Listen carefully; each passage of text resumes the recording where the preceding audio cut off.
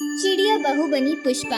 एक बड़े से जंगल में बहुत सारे पक्षी रहा करते थे। उन्हीं पक्षियों के बीच में एक गरीब रानी चिड़िया अपनी बेटी पुष्पा और पति रामू चिड़े के साथ हंसी खुशी रहती थी और वे अपना जीवन बड़ा ही खुशी के साथ बिता रही थी। एक दिन पुष्पा अपने स्कूल जा रही थी कि तभी पुष्पा की सहेली सीमा तोती पुष्पा से कहती है, पुष्पा तुझे पता है ना तेरे नाम की नई पिक्चर आई है, उसमें हीरो का नाम पुष्पा राज है। चल ना हम लोग भी वो पिक्चर देखने चलते हैं। नहीं सीमा, तुझे तो पता है ना मेरे पापा कितनी मेहनत करते हैं, तब जाकर कहीं हम लोग को खाने के लिए खाना मिलता है। हम लोग वैसे भी इतने गरीब हैं, मैं पिक्चर देखने के लिए पैसे कहाँ से लाऊंगी? अरे तो कुछ दिन पैसे जोड़ लेना, उसके बाद हम लोग पिक्चर देखने चलेंगे। और वैसे भी अभी तक काफी दिनों तक पिक्चर लगी रहेगी सिनेमा घरों में। नहीं सीमा बहन, जाओ तुम ही चली जाओ और देख के आना, मुझे नहीं जाना। वैसे भी तुम पिक्चर देखते रहना और मुझे स्टोरी बता देना। अच्छा ठीक है, मैं तुझे ज्यादा नहीं कहूँगी। चल अच्छा मैं अपने घर चलती हूँ। वैसे भी मैंने रीटा कबूतरी और सोनम बुलबुल से कह दिया है, वे लोग मेरे साथ पुष्पा पिक्चर देखने जा रहे हैं। पुष्पा चिड़िया अपने घर वापस आ जाती है और पुष्पा की माँ रानी चिड़िया पुष्पा को उदास देखकर पूछती है, क्या हुआ पुष्पा बिटिया, तुम इतनी उदास क्यों हो? कुछ नहीं माँ, मैं बस ऐसे ही। अच्छा ठीक है, चलो मुँह हाथ धो लो, खाना खा लो। पुष्पा चिड़िया अपने मम्मी पापा के साथ खाना खाती है और सो जाती है। सुबह उठकर पुष्पा स्कूल जाती है। पुष्पा, हम लोगों ने तो वो पिक्चर देख ली, बहुत अच्छी पिक्चर है, सच में देखकर मजा आ गया। तभी वहाँ पर रीटा कबूतरी और सोनम बुलबुल आती है। पुष्पा, हम लोगों ने पुष्पा मूवी देख ली, तुम भी देखो ना, बहुत अच्छी मूवी है। अरे सोनम, तुम कैसी बातें कर रही हो? तुम्हें पता नहीं है क्या, पुष्पा तो इतनी गरीब है कि वह तो पिक्चर देखने के लिए पैसे कहाँ से लाएगी? इस पुष्पा के पास एक फूल खरीदने का तो पैसा है नहीं, पुष्पा पिक्चर देखने क्या खाक जाएगी? रीटा, ऐसे किसी की भी गरीबी का मजाक नहीं उड़ाया जाता।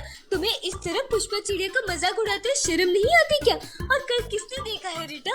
रहने दो सीमा, जिसको जितना मजाक उड़ाना है उड़ा लेने दो। मैं वैसे भी उन लोगों की बातों पर ध्यान नहीं देती। ऐसे ही कुछ दिन बीत जाते हैं और एक दिन रामू चिड़ा रानी चिड़िया के पास खुशी खुशी आता है। रानी, तुम्हें पता है आज मेरा बचपन का दोस्त पिंटू कबूतर मिला था और पिंटू का बेटा राज कबूतर काफी बड़ा हो गया है और अपने बेटे के लिए अच्छी सी चिड़िया ढूंढ रहा था। मैंने उसे कह दिया कि वो हमारी पुष्पा से अपनी बेटे की शादी क्यों नहीं करवा देता। तो पिंटू बड़ा खुशी खुशी से हमारी पुष्पा से शादी करने के लिए राजी हो गया। सच में रामू, तुम सच कह रही हो क्या? पिंटू भाई साहब मेरी पुष्पा को अपने घर की बहू बनाने के लिए मान गए, लेकिन पिंटू भाई साहब तो बड़े ही अमीर हैं और हम उनकी बराबरी कैसे कर पाएंगे और शादी का खर्च कैसे उठा पाएंगे? क्या पिंटू भाई को हमारी गरीबी के बारे में पता है?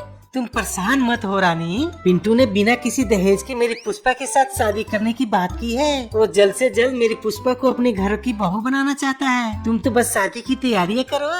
ठीक है जी, मैं शादी की तैयारियां शुरू करती हूँ। और ऐसे ही कुछ दिनों बाद पिंटू कबूतर अपने बेटे और पत्नी के साथ आता है और पुष्पा के साथ अपने बेटे राज की शादी करवा देता है और पुष्पा खुशी खुशी ससुराल चली जाती है और अपने पति राज के साथ हंसी खुशी अपना जीवन व्यतीत करने लगती है। एक दिन पिंटू कबूतर अपने कुछ दोस्तों के साथ बैठा हुआ था कि तभी पिंटू के कुछ दोस्त पिंटू के पास आते हैं। इतना कहकर पिंटू कबूतर अपने घर वापस आ जाता है। अरे भाई पिंटू कबूतर, मैंने सुना है कि तुम्हारी बहू अपने बेटे की शादी कर रही है।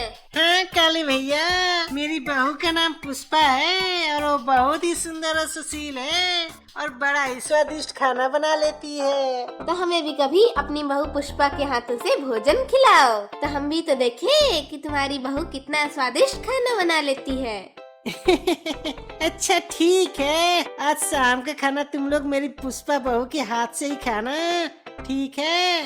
अरे पुष्पा बहू, आज मेरे कुछ दोस्त शाम को दावत में आएंगे तुम्हारे हाथ का खाना खाने के लिए, तो कुछ अच्छा सा बना देना। ठीक है बाबूजी, आप परेशान मत होइए, मैं आपके दोस्तों को सबसे अच्छा खाना बनाकर खिलाऊंगी। पुष्पा चिड़िया अपने बहू होने का फर्ज निभाती है और खूब अच्छा खाना बनाकर अपने ससुर के दोस्तों को खिलाती है। पिंटू कबूतर के सभी दोस्त पुष्पा के खाने की बड़ी तारीफ करते हैं। तुम्हारी बहू तो सच में सर्वगुण संपन्न बहू है। हाँ पिंटू भैया, तुम्हारी बहू पुष्पा तो सच में अन्नपूर्णा है। पुष्पा बहू, तुमने तो मेरे दोस्तों के सामने इज्जत बचा ली। तुम सच में बहुत ही सुशील बहू हो। कुछ दिनों बाद जब पुष्पा चिड़िया अपने पति राज कबूतर के साथ अपने मायके वापस आती है तो अपनी सहेली सीमा तोती से मिलने उसके घर जाती है। सीमा तोती पुष्पा को देखकर बड़ी खुश होती है। आओ पुष्पा, बैठो। आइए जीजू, आप भी बैठिए ना। अच्छा, तो आप हैं मेरी पुष्पा की बेस्ट फ्रेंड। पुष्पा ने आपके बारे में बहुत बात करती है मुझसे। हाँ जीजू, हम दोनों बेस्ट फ्रेंड थे। तभी सीमा तोती के घर रीटा कबूतरी और सोनम बिलबुल आती है। अरे पुष्पा, तुम और ये कौन है तुम्हारे साथ? ये मेरे पति है, इनका नाम राज है। अरे पुष्पा, तुम तो सच में पुष्पा पिक्चर की तरह पुष्पा राज बन गई हो। इतना कहकर रीटा कबूतरी जोर जोर से हंसने लगती है। अपने पति का नाम अगर कोई चिड़िया अपने नाम के पीछे लगाती है तो उसमें हंसने वाली कौन सी बात है? और तुम हंस क्यों रही हो?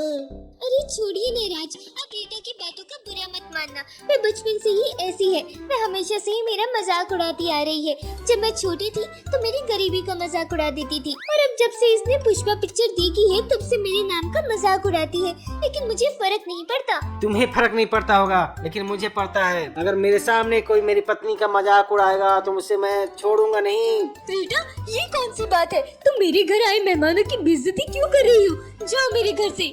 हाँ, तो मुझे भी तुम्हारे साथ तुम्हारे घर में इन मेहमानों के साथ बैठने का कोई शौक नहीं है।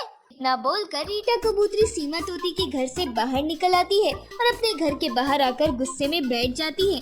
तभी सोनम बुलबुल रीटा के घर के पास आती है। क्या बात है रीटा, तुम इतने गुस्से में क्यों बैठी हो? ये पुष्पा चिड़िया की किस्मत तो बिल्कुल ही बदल गई।